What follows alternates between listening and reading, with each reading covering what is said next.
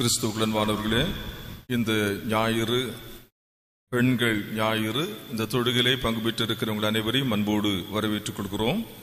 இந்த நாளிலே கர்த்தருடைய வார்த்தையை நமக்கு தரும்படி நம்முடைய திருச்சபையினுடைய திருமதி ஜெனி காட்வின் அவர்கள் நம்முடைய அழைப்பை ஏற்று இந்த தொழுகையிலே பங்கு பெற்றிருப்பது மிக சிறப்பான ஒன்று. அவர்கள் பல இடங்களிலே கர்த்தருடைய வார்த்தைகளை சென்று சொல்லுகிற வழக்கம் உண்டு. அதே வண்ணமாய் இன்றைக்கு நம்முடைய அழைப்பை ஏற்று நம்முடைய மத்தியில் வந்திருக்கிறார்கள்.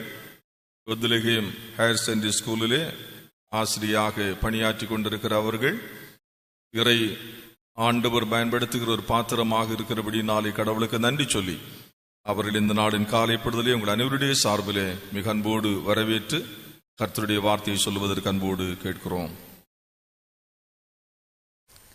செய்திக்கு ஆயத்தமாவோம்.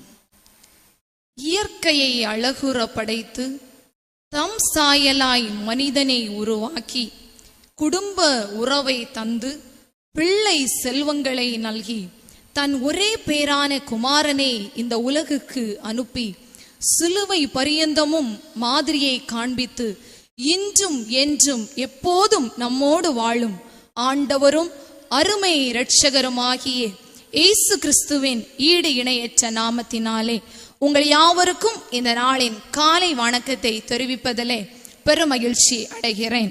இந்த நாளிலும் அடியேனுக்கு இந்த நல் வாய்ப்பை நல்கிய எம்பெருமான் இயேசு கிறிஸ்துவை உள்ளத்தின் ஆழத்திலிருந்து மனமாற ஸ்தோத்தரிக்கிறேன்.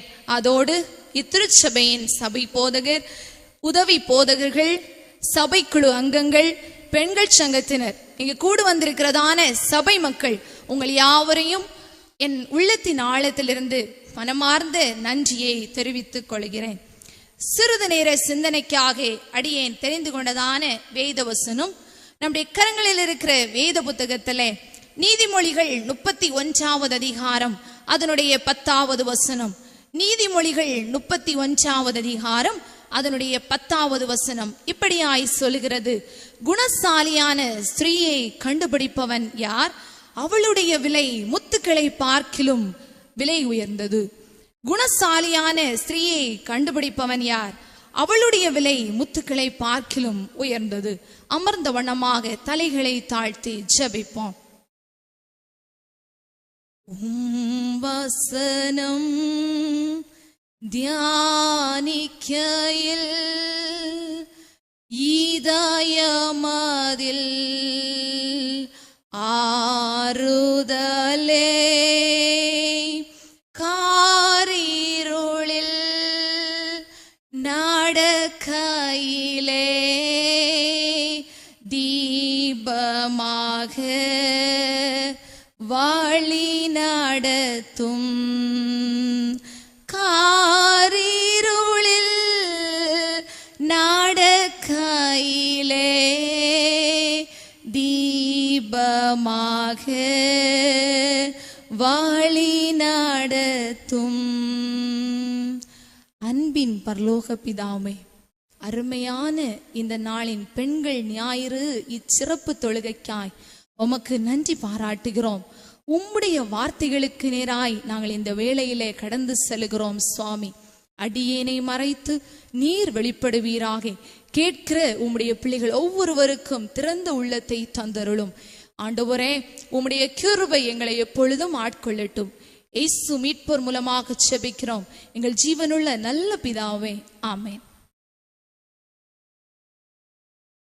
பெண்கள் ஞாயிறு என்று வருடந்தோறும் நமது பேராயத்தின் அடிப்படையிலே நாம் கொண்டாடுவது வழக்கம். அதாவது மார்ச் மாதம் 8ஆம் தேதியை இன்டர்நேஷனல் விமன்ஸ் டே, அதாவது உலக பெண்கள் தினமாக வருடந்தோறும் நாம் ஆசரித்து வருகிறோம். அதன் பின்வருகிற ஞாயிற்றுக்கிழமையை பெண்கள் ஞாயிறு எனவும் பெண்கள் சங்கம் பெண்களாக இணைந்து இந்த தொழுகையை நடத்துவதும் ஒவ்வொரு ஆண்டும் நடைபெற்று வருகிறது.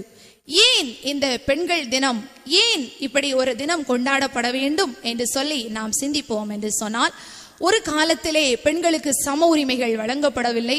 பெண்கள் கொத்தடிமைகளாய் நடத்தப்பட்டார்கள். பெண்களுக்கு பல திறமைகள் இருந்தும் அவற்றை வெளிவர கொண்டு வர முடியாத ஒரு சூழ்நிலை காணப்பட்டது. அப்பொழுது எங்களுக்கும் சம உரிமை வழங்கப்பட வேண்டும், நாங்களும் தேசத்தை ஆள வேண்டும், எங்களுக்கு இருக்கிற திறமைகள் வெளிக்கொணரப்பட வேண்டும் என்பதன் அடிப்படையிலே 1911 ஆண்டு ஒரு சில பெண்களாக இணைந்து கோரிக்கை வைத்தார்கள், எங்களுக்கும் சம உரிமை வேண்டும் என்று. அதன் விளைவாகத்தான் இந்த பெண்கள் தினமானது வருடந்தோறும் மார்ச் 8ஆம் தேதி கொண்டாடப்படுகிறது. நம்முடைய வேதத்தை நாம் புரட்டி பார்க்கும் பொழுது பழைய ஏற்பாட்டு காலத்தில் பெண்களுக்கு உரிமைகள் வழங்கப்படவில்லை. பெண்களை குறித்து ஆனால் காலம் செல்ல செல்ல தெபோராள் போன்ற பெண்கள் எழுந்து பிற்பாடு நியாயாதிபதிகளாகவும் தீர்க்கதரிசிகளாகவும் மாறினார்கள் என்று சொல்லி வேதம் நமக்கு தெளிவாய் சுட்டி காட்டுகிறது. ஆனால் நம் அருமைநாதர் இயேசு கிறிஸ்து பெண்களாகிய ஒவ்வொருவரையும் அங்கீகரித்தார். அவரிடத்திலே பாவியான ஸ்திரீ கடந்து வந்தார், சமுதாயத்திலே புறக்கணிக்கப்பட்ட ஸ்திரீகள் கடந்து வந்தார்கள். எல்லோருக்கும் அவர் அங்கீகாரம் வழங்கினார். நம்மை அவர் விலையுள்ளவர்களாய் எண்ணுகிறார். நாம் படிக்க கேட்டதான இந்த நீதிமொழிகள் 31:10 ஆங்கில வேதாகமத்தில் படித்தோம் என்று சொன்னால் இவ்வளவு அழகாக சொல்லப்படுகிறது. Who can find an virtual woman, for her worth is far more about rubies என்று சொல்லப்படுகிறது.